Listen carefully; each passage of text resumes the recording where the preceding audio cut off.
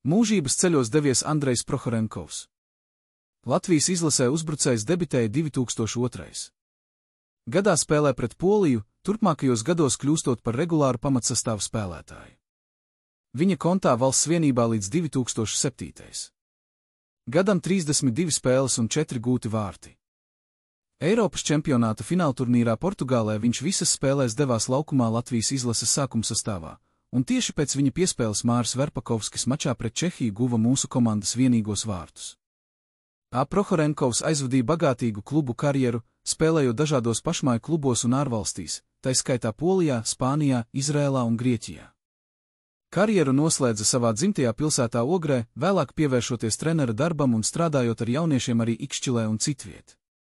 Karjeras laikā kļuvis par Latvijas un Izraēlas čempionu.